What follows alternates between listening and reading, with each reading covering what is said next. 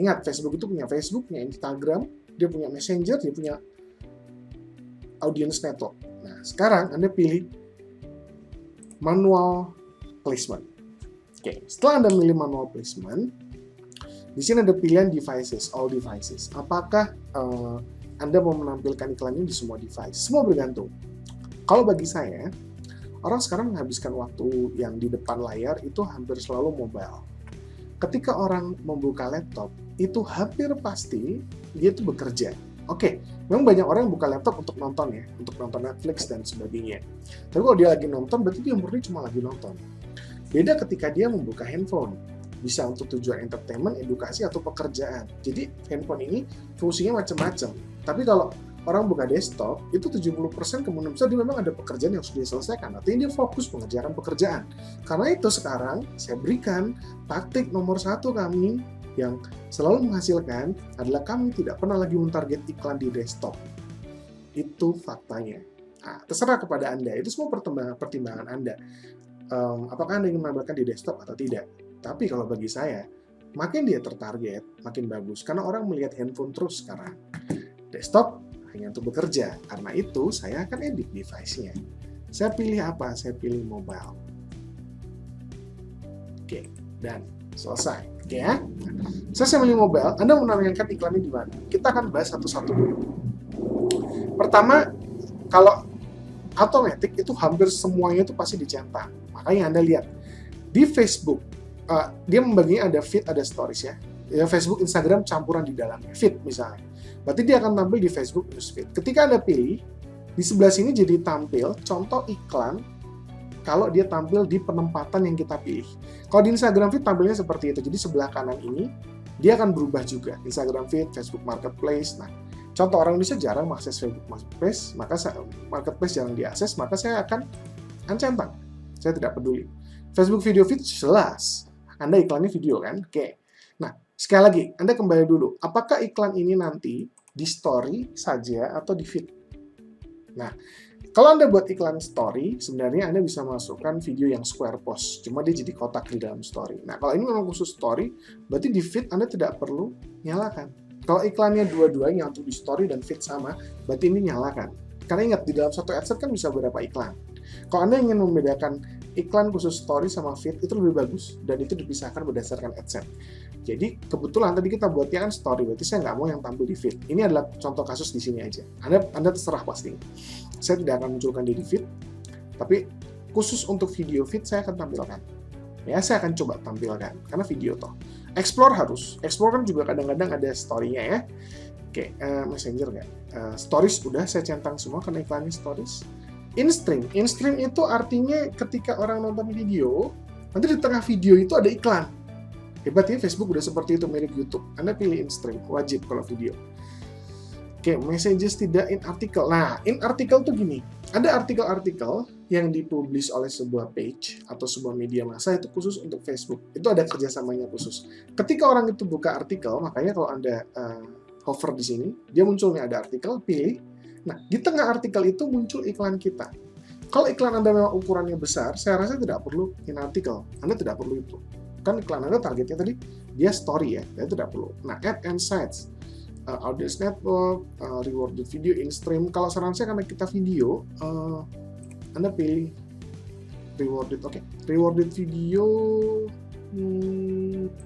Oke, Anda pilih aja ya. Anda pilih di sini ya audience network. Anda pilih aja audience network biar makin besar, biar kelihatannya makin profesional juga. Kini kita masuk ke budget dan schedule. Nah, tadi di awal kita sudah bisa pilih CBO di campaign. Tidak, saya ingin ajarkan bagaimana kalau ngisi budget di audience. Caranya gini.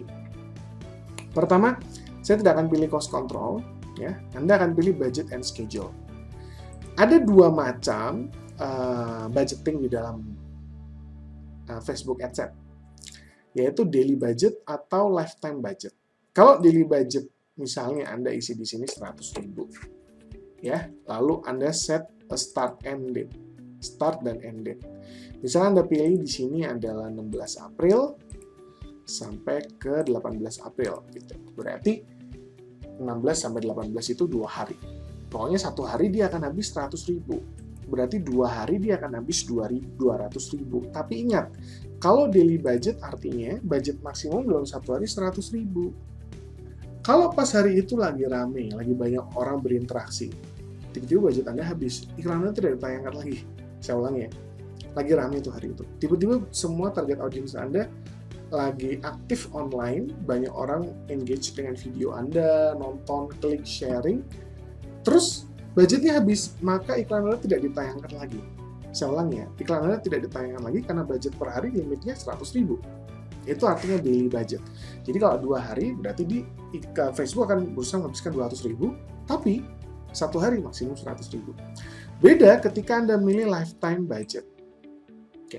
Lifetime budget sama 16 April sampai 18 April. Ya, 2 hari juga. Nah, Anda pilih 2 hari ini, kali ini bukan 5 juta, Anda 200.000. Oke. Sama dengan yang daily budget 100.000 per hari jalan 2 hari. Oke, salah.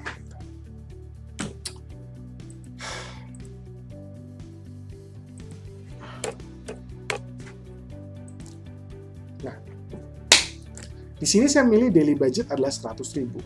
Nah, ada daily budget, ada lifetime budget seperti yang saya bilang. Perbedaannya begini.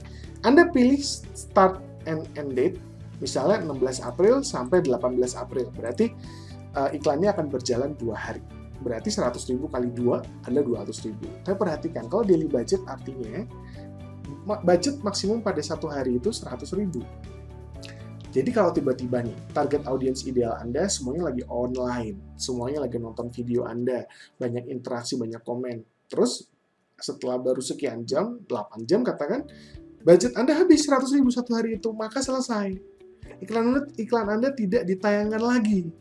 Sampai di situ dulu. Oke? Dia akan tunggu sampai satu periode satu hari selesai, baru dia jalankan lagi iklan untuk hari kedua 100.000 lagi. Itu namanya daily budget. Maksimum budget berapa Anda set untuk setiap hari. Ada start date, ada end date. Berbeda ketika Anda milih lifetime budget. Oke, sabar ya. Setelah milih lifetime budget, Anda atur juga 2 hari, 16 April sampai 18 April. Tapi budget Anda tulis 200.000. Karena lifetime budget. Jadi, selama 2 hari, Anda mau set berapa budgetnya? 200.000. Mirip dengan tadi kan? 2 hari, 200.000, tapi daily budget 100.000. Kalau ini 2 hari, 200.000 juga, tapi lifetime budget. Artinya apa? Artinya, ketika satu hari pertama tuh, misalnya, banyak interaksi, banyak yang lihat, ya, terus Anda masuk ke dalam batas 100.000, nggak ada masalah. Dia akan jalanin terus. Misalnya sampai satu hari itu akhirnya habis 150.000. Ya udah, berarti di hari kedua cuma sisa 50.000. Kebetulan hari kedua itu sepi memang. Jadi intinya adalah, kalau Anda punya lifetime budget, dia akan berusaha semaksimal mungkin memanfaatkan lifetime budget, dan dia bisa membagi setiap hari itu beda-beda budgetnya. Bergantung apa? Bergantung pada algoritma Facebook dan Instagram. Lifetime budget 200.000 untuk 2 hari. Bisa saja 150.000 di hari pertama dan 50.000 di hari kedua. Itu enaknya kalau kita pakai lifetime budget. Dan salah satu kelebihan kalau kita pakai lifetime budget adalah Anda bisa pilih show more option, dan kita bisa melakukan sesuatu yang kita sebut ad scheduling. Ad scheduling tidak ada ketika Anda memilih daily budget. Coba kita pilih daily budget. Nah, sekarang Anda perhatikan, kalau Anda pilih daily budget, Anda ke ad scheduling, dia tidak bisa diedit. Nggak bisa. Sedangkan kalau Anda pilih lifetime budget, 200.000, ya. Nah, Anda pilih ad scheduling, kini dia bisa diedit. Ad scheduling itu artinya apa?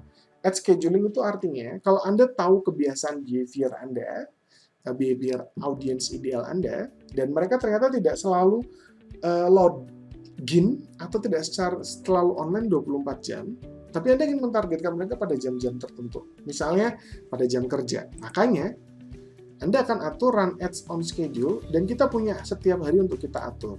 Setiap poin ini, kalau tidak salah nilainya ini adalah 1 jamnya. Ya, 1 jam ya.